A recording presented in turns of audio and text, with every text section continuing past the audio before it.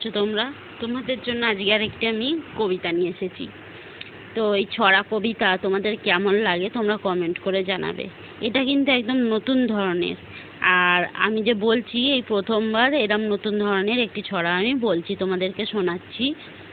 তো তোমরা আমায় কমেন্ট করে বলবে আমার বলাটা কেমন হলো, তোমাদের কেমন লাগলো আমার বলাটা। আমি কি ভালো করে সুন্দর করে তোমাদের বোঝাতে পারলাম, শোনাতে পারলাম, তাতে তোমাদের ভালো লাগলো না লাগলো না, এটা তোমরা আমায় কমেন্ট করে জানাবে।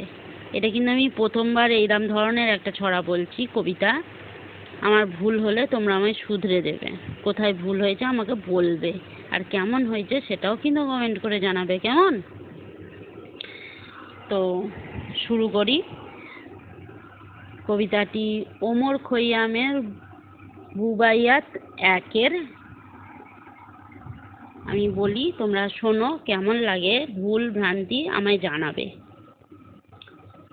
রাত পোহালো, শুনছো সখী, দীপ্ত উষার মাঙ্গলিক লাজুক তারা, তাই শুনে কি পালিয়ে গেছে দিক বিদিক।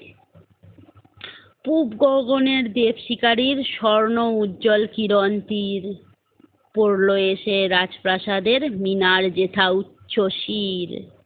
স্বপ্নে যেন কণ্ঠ শুনি, রাত্রি জানি শেষ প্রহর, পানশালে মোর দৈববাণী, কর্ণেতে কার বাজলো স্বর।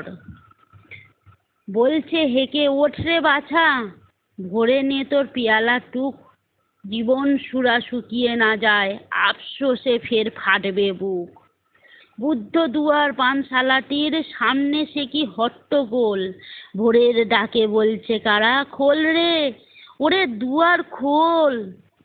কতক্ষণই বা রইব হেথা, ছুটছে আয়ু ব্যস্ত পায়, বিদায় নিলে ফিরব না আর, অন্তহীন যে সেই বিদায়। নওরোজেতে সেই পুরাতন ব্যর্থ যত মনের আশ, উঠছে কত ভাবুক হৃদে, দিচ্ছে মোরা স্মৃতির পাশ।